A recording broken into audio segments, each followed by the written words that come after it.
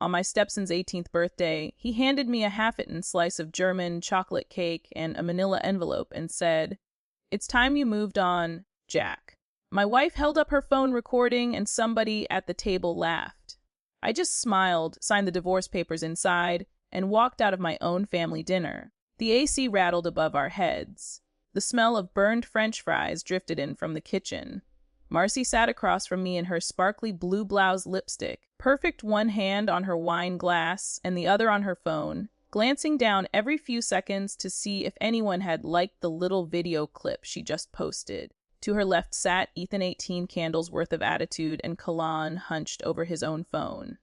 The waitress had just brought out his slice of cake, the one with 18 written in blue icing. He took a couple of bites, set his fork down, then looked up at me with a strange, rehearsed half-smile. "Here," he said, sliding the dessert plate across the table. "Got you something, too." The cake had one corner gone fork mark still in the frosting. Under the rim of the plate was the envelope. My name, Jack Collins, was written across the front in Marcy's loopy handwriting. I didn't touch it right away. I just stared at Ethan. This kid I'd taught to bait a hook and change oil on an old Ford was leaning back in his chair like he was handing me a bill, not gutting me in front of a dozen people at the Bluebird Diner. Marcy kicked things along. "Come on, Jack," she said, angling her phone so it caught my face and the envelope in the same frame. "Don't be weird.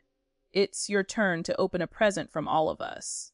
Somebody down the table snorted, the scrape of a chair, a nervous cough. The whole place went a little quieter, like even the strangers in the next booth knew something wasn't right. I picked up the envelope. My fingers left little grease prints on the paper. I could hear the AC humming, feel it blowing cold air on the bald spot I pretend I don't have. My heart didn't race. It felt like a big block of ice had settled behind my ribs. Inside were divorce papers, not a card, not a joke. Real papers already filled out my name, typed neatly under respondent. There was a sticky note on top in Marcy's handwriting. "All you have to do is sign." I looked up at her. She smiled like we were all in on the same joke. "Easier this way," she said. "You don't like conflict, remember?" Ethan cleared his throat and finally met my eyes. "It's time for you to go, Jack," he said. "You make everybody uncomfortable." He sounded like he was reading off a script somebody else had written for him. I could see Marcy's hand tighten just a little around her phone. I didn't yell. I didn't throw the cake. I didn't flip the table like some guy on daytime TV. I thought about all the overtime shifts at the plant, all the Saturdays I'd skip fishing with the guys because Ethan had a game or Marcy wanted to drive to Des Moines to look at houses we might afford someday. And then I did the one thing nobody at that table expected. I smiled. "All right," I said. My voice sounded calm, almost bored. "If that's what you want." I pulled the pen out of my shirt pocket. Marcy lifted her phone a little higher. The screen reflected in her glasses, my face tiny in the corner. I flipped through the pages, saw the dates, the neat check marks that already decided who got what. I signed where the little yellow flags told me to sign. When I was done, I tucked the pen back into my pocket, slid the papers back into the envelope, and set it gently on top of the half-eaten cake. "Happy birthday, kid," I said to Ethan. "Hope this works out better for you than it did for me." I stood up. My chair scraped loud against the tile. Nobody said a word. The waitress froze halfway to the table with another basket of fries. The smell of grease and cheap coffee pressed in around me as I walked past the counter. Past the families who suddenly found their menace fascinating. Marcy called after me, voice half laugh, half nervous. "Jack, don't be dramatic," she said. "We're just making things official." I didn't answer. I pushed open the glass door and stepped out into the Iowa evening. The heat hit me first. That kind of heavy late summer heat that sticks to the back of your neck. The parking lot shimmered under the street lights, patchy and cracked with a few weeds poking through where nobody had bothered to spray this year. My truck sat where I'd left it. Old Blue F 150 with a rust spot on the rear wheel well and an American flag sticker curling at the edges of the back window. I climbed in, shut the door, and just sat there with my hands on the steering wheel, staring through the windshield at nothing. That's when the shaky part hit me. Not back in the diner under Marcy's camera. Not when I saw the papers. Sitting in that truck alone, I felt my hands start to tremble. My breath came out in short bursts. 55 years old Army veteran, 20 years at the Cedar River packaging plant. And I just let a woman hand me divorce papers on a greasy dessert plate without putting up a fight. You probably expect me to say I was furious. And for a second, sure, something hot flared up in my chest, but it fizzled out quick, swallowed by something colder and heavier. I wasn't mad. I was tired. I started the engine. Instead of pulling out, I grabbed my phone off the dash and stared at the screen. Texts from Marcy were already popping up. Don't make this harder than it has to be. You knew this was coming. This is best for everyone. I slid my thumb across the screen and opened my contacts instead. Scroll down until I hit Tom VFW. Tom and I met at the Veterans of Foreign Wars post in Cedar Rapids about 6 years back. He's 10 years older than me. Used to wear a Lynn County badge. He picked up on the second ring. You all right, Jack? It happened. I said they did it tonight at Ethan's birthday dinner. He went quiet for a second. Hell, he said finally, you at home parking lot? I said, Bluebird, you want me to come down there? I watched through the windshield as Marcy came out of the diner phone still in her hand, Ethan a step behind her. She looked around like she expected me to be standing there waiting for them. When she didn't see the truck moving, she shrugged and went back to talking to the little screen in her palm. Nah, I said. I'm all right. That what you call it? He asked gently. They think they blindsided me. Tom, I said. Like I didn't see any of this coming, did you? He asked. I let out a long breath. I stopped being blind a while ago, I said. Just hadn't decided what to do about it yet. He was quiet again. You come by the post tomorrow, Tom said. We'll talk it through. And Jack Hart, don't sign anything else till you've had someone look at it. I pictured that envelope still sitting on the table on top of that mangled slice of cake. Too late for that part, I said, but I get what you mean. We hung up. I set the phone back on the dash and finally shifted the truck into reverse. As I backed out, I caught one last glimpse of Marcy in the rearview mirror. Her face lit up by her screen, laughing at something that wasn't me. They thought this was the beginning of my exit, the part where I walked away and left them to the life they'd been building behind my back. What they didn't know was that some exits are really entrances. I pulled out onto the road and headed away from the diner lights into the dark, already thinking about the bank statements. I'd saved the emails I'd sent to myself, and the one thing I still had that they hadn't taken from me yet, my dignity. I didn't drive home that night. Instead, I let the truck roll past my exit, past the flickering street lights, past the quiet rows of ranch-style houses where folks were settling in for the evening. My mind wasn't on the road. It was drifting backward months, maybe a year, trying to figure out when things had started to rot. Truth was, the cracks had been showing long before the birthday stunt. I'd just been patching over them with hope and excuses, like a man duct taping a leaking pipe instead of replacing it. It started with Marcy's volunteer nights at St. Mark's Lutheran Church. She'd come home late smelling like expensive perfume instead of potluck casseroles and dust. Her excuses were always sugary sweet Jack. We were helping set up the charity auction, or we lost track of time sorting donations. But I'd been around long enough to know when a woman is coming home from work and when she's coming home from something else. Then Ethan started pulling away. Kid used to follow me everywhere. Garage fishing trips, high runs for donuts. But as he got older, something in him shifted. Conversations shrank down to grunts. He kept his bedroom door closed. If I asked how school was, he'd look at me like I was interrupting something more important. And it wasn't just normal teenage stuff. It was sharper, meaner, like somebody had been whispering in his ear. One night, as I sat in the living room watching an old Cubs game, he passed behind me and muttered just loud enough, "Mom says you're holding us back." He said it like he didn't even realize he'd spoken out loud. I turned off the TV. What was that? He froze, blinked, then shook his head. Nothing. Forget it. But I didn't forget. Not that. Not the sudden cold shoulder. Not the way he'd tense up when I walked into a room. Not the way he'd look at his mom like she was the only person in the world telling him the truth. The night things shifted for real. I was sitting on a cracked vinyl stool at VFW post 788, nursing a $2 draft beer when Tom slid into the seat next to me. Tom's the kind of guy built like an old refrigerator square dented and still running strong.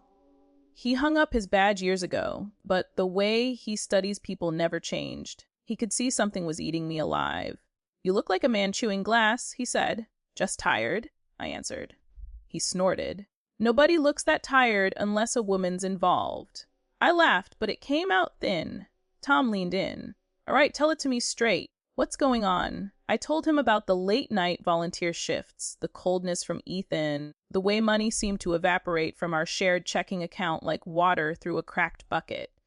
Tom didn't interrupt, didn't judge. When I finished, he tapped the bar twice with his knuckles. "You want the truth?" he asked. "Paper doesn't lie. Start keeping records, every statement, every bill. Email it to yourself. Turn every receipt into a weapon if you have to." He said it calmly like a doctor explaining a simple treatment plan. I stared into my beer and felt something shift, like I'd been handed a compass in a foggy forest. So I did what he said. I checked the bank statements. I printed the ones from the last 6 months. I circled withdrawals I didn't recognize. I checked credit card transactions, nails, salon visits, out-of-town dinners.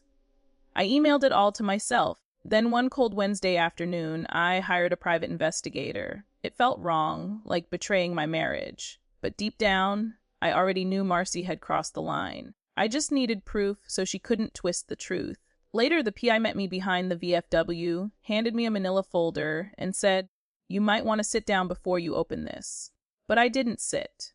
The first photo showed Marcy and a younger guy, late 20s, maybe early 30s, standing outside the front doors of St. Mark's. She was laughing, head thrown back, hand on his chest, like they were in some sappy perfume commercial. He had his arm around her waist. "Kyle," the coworker she'd mentioned a few times. "Oh, he's harmless," she'd said. "He's just friendly." Friendly. The second photo caught them kissing beside her SUV, framed by the yellow glow of the church's parking lot light. My fingers tightened on the photo until it curled. I expected jealousy to hit me like a freight train. Fire, rage, maybe even grief. But what washed over me instead was heavier, duller. I felt stupid. I didn't feel jealousy anymore. I whispered to myself. I felt stupid. 20 years of overtime shifts, missed fishing trips, and this is what I got. The PI cleared his throat. There's more. Inside the envelope was a breakdown of withdrawals, transfers between accounts. Little bits here and there that didn't seem suspicious on their own. But added together, they totaled around 15,000. The 15,000, money I'd saved for Ethan's future, for home repairs for us. I drove home that night with a folder on the passenger seat, like a ghost watching me. Marcy was in the kitchen when I walked in smiling, like she hadn't been wrapped around someone else the night before. "Hey, babe," she said. "You okay? You look pale." For a moment, I almost confronted her, almost slammed the photos onto the table, almost shouted, "Why like a man in a bad movie?" But something in me stopped. A small voice whispered, "Not yet. You're not ready." The next morning, I almost convinced myself to forgive her. I told myself marriages go through rough patches, that maybe she had made a mistake, that maybe I wasn't blameless either. I told myself things only a desperate man tells himself when he's not ready to blow up the life he built. But that illusion shattered the day I saw Kyle behind the wheel of the used Honda Civic I had bought for Ethan. And Ethan was in the passenger seat laughing, pointing at something on Kyle's phone, pretending not to see me across the parking lot. They drove right past me, didn't wave, didn't slow down, didn't think twice. It felt like someone reached into my chest and squeezed. That's when the truth hit me. They weren't just replacing me. They were using everything I paid for to push me out of the picture. I stood there in the high parking lot holding a bag of groceries I suddenly couldn't feel watching the tail lights disappear. And I realized something. If they wanted me gone so badly, I could give them exactly what they asked for, but not the way they expected. I didn't pack much the night I left. A man learns by 55 that most of what he owns is sentimental clutter, things he'd never miss, until the day he realizes he never cared for them in the first place. Still, as I filled 2 cardboard boxes with my clothes and a couple personal items, I stood for a long moment staring at the framed picture on the bedroom dresser. It was from a fishing trip with Ethan back when he was 10. He'd caught a bluegill, small, barely worth keeping, but the look on his face could have lit half the county. He'd begged me to take a picture. I'd ruffled his hair while he held the fish out like he'd reeled in a whale. I put that picture in the box last. Marcy watched from the hallway, arms folded, head tilted. You're being dramatic, she said. No, I answered, taping the last box shut. Just giving you what you want. She scoffed. You really think this is all my fault? I didn't answer. Not because I didn't have one, but because nothing I said would matter anymore. She was already rewriting the story in her head. I carried the boxes to the truck. The night air thick with humidity. Cicadas buzzed in the trees, filling the silence she left behind. My new place wasn't much to look at, just a single room above Murphy's Hardware. The kind of old local shop that smelled like sawdust and machine oil the moment you stepped inside. The owner, a wary retired carpenter named Hal, handed me the keys with a nod. Bathrooms down the hall, he said. Don't slam the door. The frame's loose. Rent's due first of the month. Cash works best. I thanked him and climbed the narrow wooden stairs. Each step creaked under my weight. At the top was a long hallway, the paint peeling in places. My room was at the end, a small square space with a bed, a tiny fridge, and a window overlooking the H-High parking lot. It wasn't home, but it was mine. I dropped the boxes on the floor, sat on the edge of the bed, and let the emptiness of the place settle around me. That's when the heaviness finally came. Not anger, not fear, something deeper. Loss. Not just of Marcy, not even of Ethan, but of the years I couldn't get back. The years I'd spent working overtime shifts at Cedar River Packaging so Ethan could have new cleats for baseball. So Marcy could take those girls' weekends I now knew weren't girls' weekends at all. So the three of us could move into a house I'd never feel welcome in again. I sat there for a long time, elbows on my knees, staring at the scuffed floorboards. Then I wiped my face with both hands, stood up, and forced myself to breathe. Time to move. The next morning, I woke early habit more than choice and walked across the parking lot to Hy-Vee for coffee. The automatic doors whooshed open and the familiar smell of bakery bread and cleaning aisles hit me. Same old place, same old coffee station, but without Marcy's to-do list or Ethan's half-shouted demands, the silence felt different. Peaceful almost. I filled a paper cup, grabbed one of those little French vanilla creamers, and sat at a small table overlooking the windows. A couple of old-timers were already there arguing about whether the Cubs had a chance this year.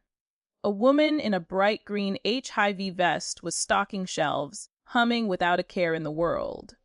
For a few minutes, I remembered what it felt like to be just a person, not a husband expected to apologize for everything, not a stepfather being slowly replaced, just Jack. Then my phone buzzed. Howell, the hardware store owner, had sent a message. Your rent drop box is the metal slot by the door. Don't forget to check the breaker panel if the fridge light goes out. Welcome aboard. The simplicity of it made me smile. No drama, no guilt trips, no silent weaponized resentment. Just instructions for living. That afternoon, after settling in, I drove to the attorney's office on 10th Street. The building was a plain brick structure between a dental clinic and a shuttered insurance agency. Inside the waiting room smelled faintly of lemon furniture polish. My attorney was a soft-spoken man named Robert Harlan, mid-50s gray, at the temples glasses, perched at the edge of his nose, like he was forever reading something too important to set down. What brings you in? He asked as we sat down. I slid the manila folder across the desk. He opened it, looked at the photos, the statements, the bank records. He took off his glasses, wiped them with a cloth, and put them back on like he needed a clearer view. Well, he said, this is substantial. I don't want a war, I replied. I just want out, and I want what's fair, he nodded. Fair is a flexible word in divorce, but fraud, theft, and adultery aren't. Fraud? I asked. He turned to one of the photocopies. A loan application, my name typed at the top, a signature that looked close to mine, but wasn't. Your wife attempted to open a joint account under your identity, he said calmly. That's fraud. My stomach flipped. Kyle helped, I said quietly. Robert nodded. Likely. And depending on how involved your Stepson was, he may have unknowingly participated. Ethan, I whispered. He wouldn't. But even as I said it, I knew there was no solid ground under that hope anymore. Robert folded his hands.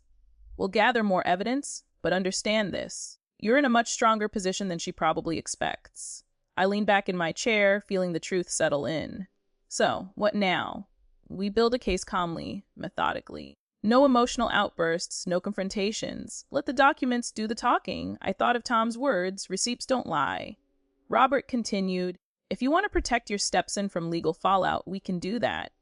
But you must be clear about what you want. I swallowed hard. I don't want to ruin the kid. I just want the truth out. All of it. He nodded. Then that's what we'll do. When I left the office, the sun was dipping low. The sky stirred with orange and pink like a watercolor. Someone forgot to blend. I climbed into the truck and sat for a moment. My phone buzzed. A text from Ethan. Please don't ruin Mom. She says you're trying to take everything from us. Just sign and walk away. Walk away.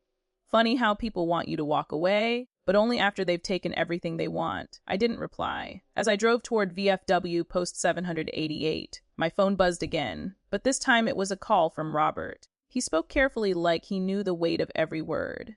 Jack, one more thing. We confirmed Marcy, and this Kyle filed preliminary paperwork for a joint mortgage using your information. If it had gone through, you'd be on the hook for tens of thousands. The steering wheel felt slippery under my hands. She tried to put a house in both your names, he continued, but without your knowledge or consent. It's textbook fraud. The world outside the windshield blurred for a moment. I pulled into the VFW lot and shut the truck off. Inside, I found Tom sitting alone at the bar. When he saw me, he didn't say a word, just patted the stool beside him. I sat hard. And then, for the first time since the birthday dinner, the weight of everything hit me at once. I didn't sob, not loudly, but tears fell and I let them. Tom rested a hand on my shoulder. Family doesn't mean you let them rob you blind, Jack, he said. You can love the boy and still say no more. I nodded, wiping my face. He was right. For too long, I'd let guilt and hope keep me chained to people who were already halfway out the door. No more. That night, back in my little room over Murphy's Hardware, I made myself a promise. They wanted me gone. Fine. But I wouldn't go quietly. I'd go the right way. My way? The Lynn County Courthouse looks exactly like what you'd expect from a Midwestern county seat. Brick facade, stone steps worn soft by decades of boots. A line of metal detectors inside that always squeak even when you're sure you've got nothing on you. I'd walk through those doors before jury duty, paying a fine for a busted tail light, but never for something like this. Never to dismantle the life I'd built with a pen and a stack of evidence. The morning of the hearing, Cedar Rapids was gray and damp. Not raining, just threatening to. The kind of cold humidity that gets in your joints and makes you feel older than you are. I stood on the courthouse steps for a moment, breathing in the sharp air. Letting it clear my head, my attorney, Robert, met me at the front entrance. He wore a simple navy suit, no flashy tie, no theatrics. Just a man who knew his job and did it well. You ready? He asked. As I'll ever be. He gave a small nod. Remember, stay calm. Let them talk. The more they talk, the better for us. Inside the hallway, it was buzzing with a low hum of footsteps and murmurs. People in jackets, people holding folders, people arguing in whispers. Justice in all its messy, everyday forms. Our courtroom was on the second floor. When we pushed open the heavy wooden door, my stomach dropped a little. And Marcy was already there. She sat at the petitioner's table in a fitted blazer, much too fancy for a small-town hearing. Her hair was curled like she'd had it professionally done that morning. Kyle sat behind her wearing a button, up that still had creases from the package. And Ethan, he sat 2 rows back, shoulders hunched, staring at the floor. He looked different, older somehow, and not in a good way. Marcy's eyes slid to me as I walked in. She flashed a smile, not warm, not nervous, triumphant like she already won. Robert and I took our seats. The judge, a sturdy woman in her late 60s with silver hair, pulled into a tight bun, entered, and called things to order. Marcy's attorney, a slick-looking man with shiny shoes and an overconfident posture, stood first. Your Honor, to begin, we'd like to introduce a piece of video evidence demonstrating Mr. Collins's voluntary agreement to the divorce terms. Voluntary. Robert didn't react. He simply folded his hands and waited. The attorney clicked a remote and the monitor on the wall lit up. And there it was, the birthday dinner. The cake, me holding the envelope. Marcy zooming in on my face like she was filming a prank for the internet. The moment I signed, I sat perfectly still, watching myself go through the motions, watching the flicker of humiliation cross my face, watching Marcy's satisfied grin behind the camera. When the clip ended, the attorney turned to the judge. "As you can see," he said smugly, Mr. Collins willingly accepted the terms. There was no duress, no coercion, and Robert stood. "Your Honor," he said calmly, "may we replay the clip? I'd like to draw your attention to a few details." The judge nodded. Robert stepped closer to the screen as the video rolled again. "Here," he said, pausing the frame where Marcy lifted her phone. "Note that Mrs. Collins announced the divorce in a public restaurant during her son's birthday dinner in front of multiple witnesses." Another click here. He continued, pausing as the camera zoomed uncomfortably close to my face. "Observe the angle." Mrs. Collins was not documenting a mutual decision. She was filming her husband's humiliation. You can even hear laughter from another table. The courtroom was silent except for the soft clicking of the mouse as he moved to the next frame. "And here," he said, stopping at the moment Ethan pushed the cake toward me, "we see a minor, her son, being used to deliver legal documents." He let the still image hang there. A half-eaten slice of cake, a manila envelope, a father figure cut out of the family picture for entertainment value. Robert stepped back from the monitor. "This is not evidence of mutual agreement," he said. "This is evidence of emotional manipulation." Marcy's attorney shifted in his seat. The judge looked at Marcy over her glasses. "Mrs. Collins, is this accurate?" Marcy cleared her throat. "It was just a family moment. We were trying to lighten the mood." Robert lifted a second folder. Now he said, "Let's look at the financial records." He handed copies to the judge and opposing counsel. "These, Robert continued, our bank statement showing nearly $15,000 withdrawn from joint accounts without Mr. Collins's knowledge. And here," he slid forward another sheet, "is a mortgage application submitted using Mr. Collins's personal information and a forged signature." A ripple went through the room.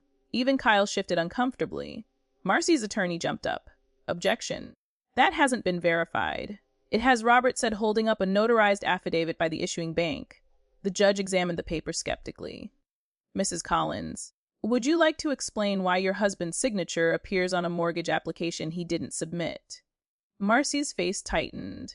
"It was just a family thing," she said. "We were handling finances together. It wasn't a big deal." The judge leaned back in her chair and let out a dry, humorless breath. "Ma'am," she said. "Around here, we call that fraud, not a family prank." The line hit the room like a hammer. A couple people in the gallery shifted. Kyle blinked hard. Marcy's jaw slipped open just slightly, and that's when the breaking point came. Ethan stood up. His voice cracked when he spoke. "I didn't know, Your Honor. Mom told me Dad was leaving us. She said he was taking everything, and I just believed her." Marcy whipped around. "Ethan," Buddy kept talking. "She told me to help with the paperwork." He said, "I didn't know it was illegal. I swear." He looked at me, then really looked at me for the first time in a long time. "Jack, I'm sorry." My throat tightened, but I stayed still calm. The judge took a long breath. "Thank you for your honesty, young man. You may sit." Ethan lowered himself back into his seat, shoulders shaking slightly. Robert closed his folder. "Your Honor, in light of the financial misconduct, the forged documents, and the evident manipulation captured in the video, we believe Mr. Collins deserves full protection of his assets, compensation for the withdrawn funds, and a favorable dissolution judgment." The judge nodded slowly. "I agree." Then she turned to Marcy. "Mrs. Collins, you will be responsible for repaying the Masseuse joint funds. The fraudulent mortgage application will be referred for further review. Mr. Collins will retain the home and his pension. Additionally, given your conduct, spousal support is denied." Marcy looked stunned, as if the world had suddenly tilted sideways. Kyle stared at the floor. Ethan wiped his eyes, and me. I finally felt my lungs fill all the way. As we gathered our things, Robert leaned toward me. "Well," he said softly, "that's a hell of a video for her to remember." I almost smiled. "She wanted a video of my humiliation," I said. "Instead, she walked out of here as the star of her own downfall." And for the first time since the birthday dinner, since the cake and the camera and the envelope, I felt something heavy lift off my chest. Not victory, not revenge, just release. When it was all over, when the courthouse doors closed behind me and the chill of the hallway gave way to the warm Iowa sunlight, I just stood there for a moment on the steps, feeling the weight slide off my shoulders. Not all at once, but slowly, like someone loosening a strap that had been cutting into my back for years. The sky was clearing, a soft blue pushed through the gray, and the air smelled faintly of wet pavement in distant cut grass. For the first time in a long time, I breathed without feeling that tight band around my ribs. Robert placed a hand on my arm. "Take a few days," he said. "Let yourself feel the wind." I nodded, shook his hand, and walked toward my truck. Inside the cab, I sat still for a long minute. The old Ford wasn't much rust on the wheel. Well, faded flag sticker on the back window, but it had carried me through deployments, double shifts, and more winter mornings than I could count. It had seen better days, and so had I. But as the engine rumbled awake, I felt something I hadn't felt in years. A beginning. Not the loud, dramatic kind, the quiet kind. The kind you only notice when life stops shouting long enough for you to hear yourself think, I drove home. My home. The house that I thought I'd lose. The house Marcy had tried to use as leverage. The house where laughter had once lived before the walls, absorbed too much resentment. The driveway felt different without her car parked there, wider, somehow cleaner. I unlocked the door and stepped inside. It was quiet, so quiet I could hear the hum of the fridge before I even walked into the kitchen. I set my keys down on the counter, took a slow breath, and opened the refrigerator door. Inside were a few leftovers, a pack of eggs, half a loaf of bread, and plenty of empty shelf space. And that's when I noticed it. Her diet sodas were gone. All of them. For the first time in years, there was room for my beer again. I actually laughed, a small surprise sound soft enough that it felt private, like something between me and the house itself. After putting a couple bottles on the shelf, I walked room by room, taking in the spaces I tiptoed through for so long, without Marcy's endless knacks and scented candles and wall decor that said things like live, laugh, love. The place felt honest. A little bare, but honest, easier to breathe in. In the living room, I picked up the remote, hesitated, then turned on an old baseball game, Cubs versus Cardinals. I kept the volume low just enough to feel like someone else was in the room with me. For a while, I sat on the couch, letting the familiarity wrap around me like an old blanket. No tension, no waiting for raised voices, no tiptoeing around moods, just me. Eventually, I got up and brewed a pot of coffee. The smell filled the kitchen plain black folders, nothing fancy, and it struck me how long it had been since my morning smelled like this instead of burnt candles and protein shakes. Around mid-afternoon, there was a knock on the door. I froze. Some habits don't die easy. Another knock, softer this time. I opened the door to find Ethan standing there, hands shoved deep in his hoodie pockets, hair messy, cheeks red like he'd been crying or running or both. "Hey," he said quietly. "Hey." For a moment, neither of us moved. The last time I'd seen him, he was breaking in front of a courtroom, words spilling out like he'd been holding them in for months. I wanted to apologize again. I stepped aside. "Come in." He walked in slowly, looking around like he wasn't sure he was allowed to. His voice cracked as he spoke. I didn't know everything he said. "Mom, she made it sound like you were leaving us, like you were going to take the house and the money. And I don't know." I believed her. I nodded. I figured. He swallowed hard. "I wasn't trying to hurt you, Jack. I didn't know who to trust." I leaned against the counter, arms crossed, not closed off, just grounded. "I forgive you, kid," I said, "but trust isn't a light switch. You don't flip it back on in a day." He looked at his shoes. "So what do I do?" I thought about that fishing trip years ago, about the way he looked at me like I hung the moon because I let him reel in a tiny bluegill, about the birthday dinner, about the courtroom, about everything between those two extremes. "You show up," I said. "You make better choices and we build it back brick by brick together if you want to." He nodded slowly. "I do." We ended up sitting on the front steps drinking cans of soda root beer for him, the real stuff for me, and watching cars pass by in the late afternoon sun. And it wasn't perfect, but it was a start. Later that week, I went to St. Mark's for the men's support group, divorcees, widowers, guys rebuilding their lives. We sat in a circle of metal chairs under fluorescent lights that flickered every so often. And we talked not about revenge, not about blame, about loss, about starting over, about the small victories you don't notice unless someone points them out. After the meeting, Pastor Will shook my hand and said, "Sometimes a storm clears out what you didn't know was blocking the sun." Simple words, but they stuck with me. And then there were the Friday fish fry nights at VFW Post 788. Tom and I would sit with our plates balanced on paper napkins talking about baseball or the weather or nothing at all. Regular talk, easy talk, the kind of talk you don't appreciate until you've lived too long in a house where every word might spark a fire. Weeks passed. The house felt more like mine every day. One evening, as I stood on the back porch, watching the sun sink behind the maple trees, I realized something that stopped me cold. Revenge hadn't been the victory. Dignity was getting my life back, was reclaiming my peace was. And forgiving myself for not seeing the sign sooner. That was the biggest victory of all.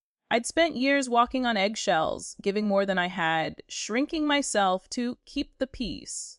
I thought love meant carrying the whole load even when it broke my back. But standing there on that porch, I knew the truth. Sometimes life serves you a cold half-eaten slice of cake and calls it a gift. But dignity, that's something you bake yourself. And if you're listening to this wondering whether you're too old to start over or too tired to fight back or too worn down to take one more hit, let me tell you something from a man who's been there. You're not done yet. You've still got room to rise.